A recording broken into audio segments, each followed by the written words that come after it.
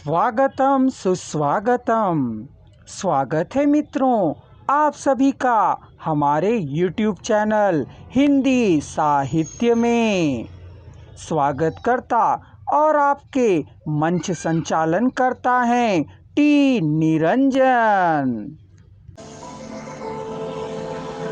बालकृष्ण शर्मा नवीन जी का नाम आधुनिक हिंदी कविता के विकास में अविस्मरणीय है।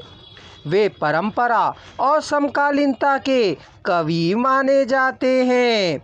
छायावाद के समानांतर लेकिन उनसे संवाद रखने वाले दो कवियों में माखनलाल चतुर्वेदी के साथ साथ बालकृष्ण शर्मा जी का भी नाम आता है।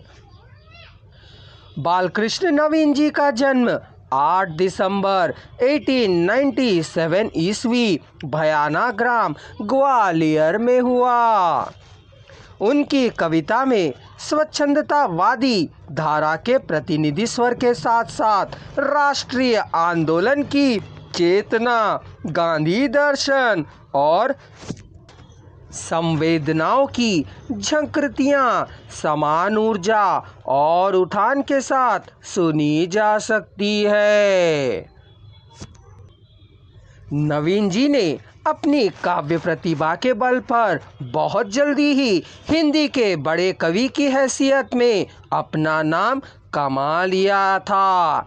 वे जीवन भर पत्रकारिता और राष्ट्रीय आंदोलनों से जुड़े रहे।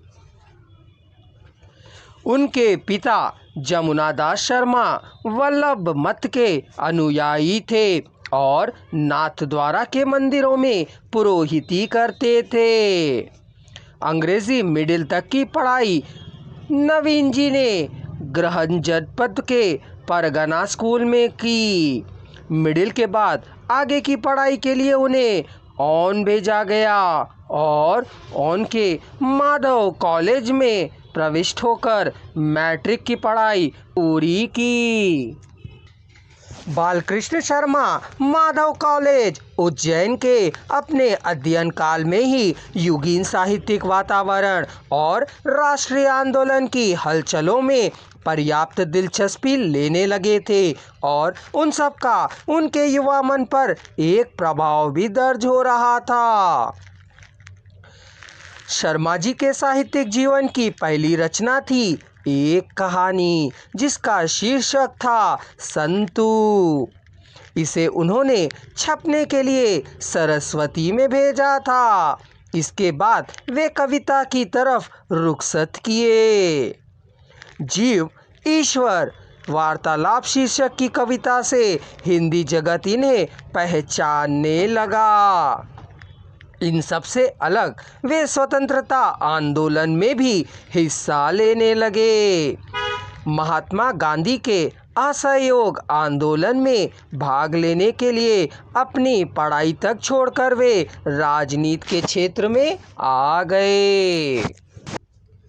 नवीन जी की जेल यात्राओं का अनवरत सिलसिला शुरू हुआ जो देश की आज़ादी मिलने तक निरंतर चलता रहा। असहयोग आंदोलन के बाद नमक सत्याग्रह, फिर व्यक्तिगत सत्याग्रह और अंत में 1942 का ऐतिहासिक भारत छोड़ो आंदोलन। इस प्रकार कुल 6 जेल यात्राओं में जिंदगी के 9 साल नवीन जी ने बिताए। इनके महत्वपूर्ण काव्य ग्रंथ है कुमकुम, रश्मि रेखा, अपलक, क्वासी, उर्मिला, विनोबा स्तवम, प्राणार्पण तथा हम विष पाई जन्म के। पहली ये जेल यात्रा के दौरान उर्मिला की शुरुआत हुई। उर्मिला महाकाव्य के प्राणयन में आचार्य महावीर प्रसाद द्विवेदी जी की प्रेरणा की झलक स्पष्ट दिखाई देती है। 6 सर्गों वाली इस कृति में यद्यपि उर्मिला के जन्म से लेकर लक्ष्मण से पुनर्मिलन तक की व्यथा कथा कही गई है।